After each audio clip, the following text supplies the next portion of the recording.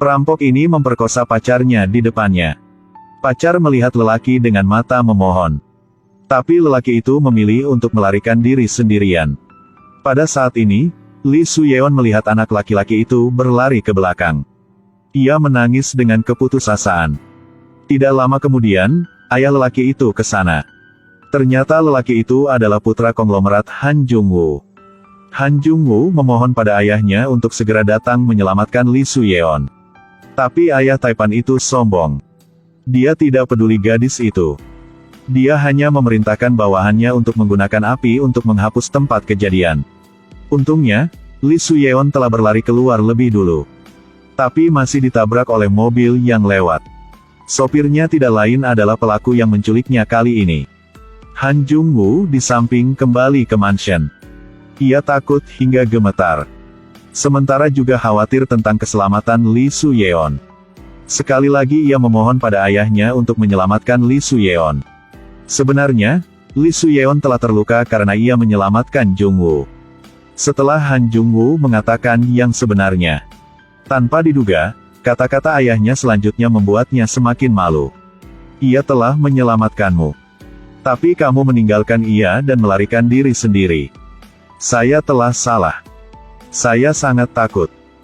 Saat itu pikiranku sudah tidak normal lagi, ayah. Kalau ada yang terjadi, maka kamu telah membunuhnya. Sebenarnya, apa yang dikatakan ayah itu tidak salah. Itu karena dia tidak berani menghadapi kelemahannya. Jadi ia memilih yang salah. Keesokan harinya, Ibu Lee Soo-yeon pergi ke rumah Han Jung-woo untuk mencari putrinya. Ia berkata Lee Soo-yeon belum pulang semalaman. Han Jung-woo meringkuk di sudut yang gemetar ketakutan.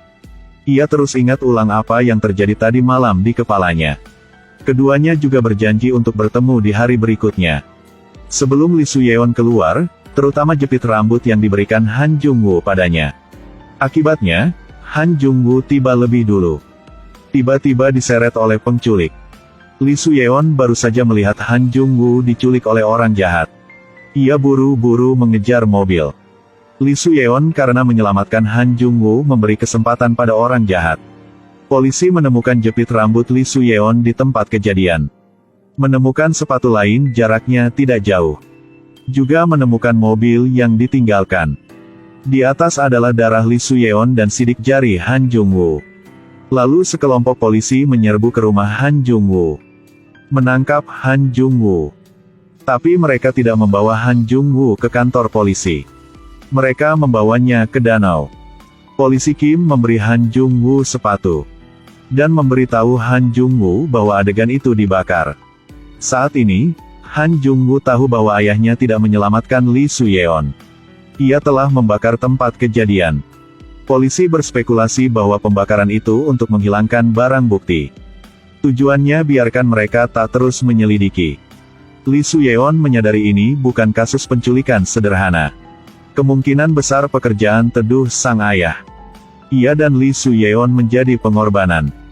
Polisi mengingatkan Han Jung-woo untuk tidak mencurigai ayahnya terlebih dahulu. Karena masih belum cukup bukti. Polisi menyarankan mencari petunjuk di rumah. Polisi Kim terus mencari keberadaan Lee Soo-yeon. Saat itulah polisi menerima panggilan telepon yang mengatakan bahwa kasusnya sedang berkembang. Ia menemukan sepotong pakaian di dekat kejadian. Pakaian ini diberikan kepada Lee Soo-yeon oleh petugas polisi Kim. Saat ini tampaknya tingkat kelangsungan hidup Lee Soo-yeon adalah 0. Tapi selama mayatnya tidak ditemukan, mereka tidak akan menyerah. Di sisi ini, Han Jung-woo pulang ke rumah, baru saja akan meminta beberapa petunjuk kepada ayahnya. Tak disangka, ayah bilang dengannya, entah kembali ke Amerika, atau ke rumah sakit jiwa. Hal-hal lain ia tidak menjawab. Ia menoleh. Asisten ayah adalah Pak Nam menarik Han Jung-woo kembali. Ia menyarankan Jung-woo untuk bergegas kembali ke Amerika. Pencarian Lee Soo-yeon akan dipercayakan padanya. Han Jung-woo bertanya Pak Nam. Pada saat Pak sampai di gudang, api sudah menyala, kan? Ya benar. Mengapa? Apa yang terjadi? Tidak ada. Rupanya Han Jung-woo merasakan bahwa Pak Nam berbohong. Tapi dia masih belum memikirkan apa yang harus dilakukan selanjutnya. Tapi pihak polisi Kim telah kemajuan. Dia mengandalkan petunjuk yang diberikan Han Jung-woo. Menangkap 2 penculik. Seorang penculik kehilangan ujung jari berkata, setelah Lee Soo-yeon disiksa sampai mati olehnya, dia melemparkan mayat ke dalam danau. Hanya belum menemukan mayatnya. Media telah membanjiri berita. Han Jung-woo melihat berita, tidak percaya Lee Soo-yeon sudah mati. Ia ingin menemukan petunjuk secepat. Han Jung-woo ke kantor ayahnya. Tanpa diduga menemukan banyak foto polisi Kim di laci. Sepertinya ayahnya sedang menyelidiki polisi Kim. Ada juga telepon yang dia jatuhkan di tempat kejadian. Han Jung-woo menyalakan telepon tiba-tiba berdering. Kak, telepon berdering. Halo. Kak Han Jung-woo. Han Jung-woo. Lee Soo-yeon, kan? Mendengar suara Lee Soo-yeon, Han Jung-woo menangis. Tapi ia hanya bisa mengatakan beberapa kata, tetapi ayahnya menyambar telepon. Han Jung-woo memberitahu ayahnya bahwa Han Jung-woo masih hidup. Semoga ayah dapat membantunya mencari Soo-yeon. Tapi sang ayah bertekad untuk mengirimnya ke Amerika. Han Jung-woo sangat kecewa dengan sikap dingin ayahnya. Ia memberitahu ayahnya bahwa ia tidak akan pergi kemanapun sampai ia menemukan Lee Soo-yeon.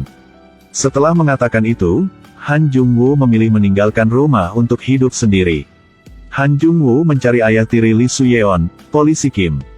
Melalui teman-teman, ia menemukan petunjuk penting. Seseorang membuat paspor baru untuk Lee Soo-yeon. Polisi Kim mengetahui bahwa Lee Soo-yeon kemungkinan besar akan dikirim ke luar negeri. Waktu sangat cepat. Syukurlah polisi Kim benar-benar menemukan Lee Soo-yeon. Tapi pihak menemukan polisi Kim bergegas menyetir ke bandara. Dalam perjalanan mengejar, mobil polisi Kim jatuh ke jurang yang tidak bisa kembali. Han Jung-woo kehilangan semua berita tentang Lee Soo-yeon. Semua petunjuk.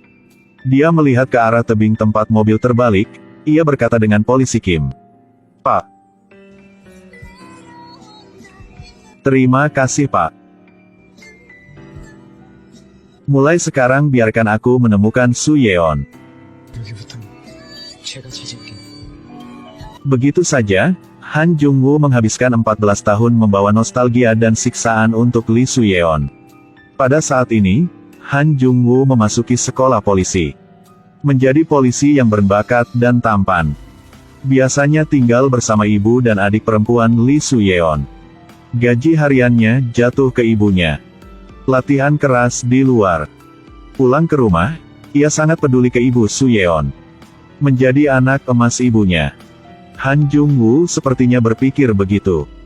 Jika tidak dapat menemukan Lee Soo-yeon, ia akan menjadi Lee Soo-yeon.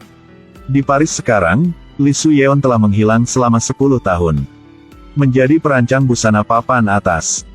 Di sebelah Lee Soo-yeon adalah pacar yang sangat tampan. Han Jung-woo dan Lee Soo-yeon menjadi orang asing di dua dunia yang berbeda. Tapi takdir sangat ajaib. Pada hari hujan, karena kerabat pacar Lee Soo-yeon meninggal, ia kembali ke Seoul. Dan Han Jung-woo juga menggunakan identitasnya sebagai petugas polisi untuk pergi ke tempat kejadian. Pada saat inilah masih ada sosok penting yang akan muncul. Dia adalah penculik yang menyakiti Lee Soo-yeon. Juga akan keluar dari penjara. Mampukah Lee Soo-yeon dengan tenang menghadapi semua yang telah berlalu? Episode selanjutnya, kami akan terus ceritakan.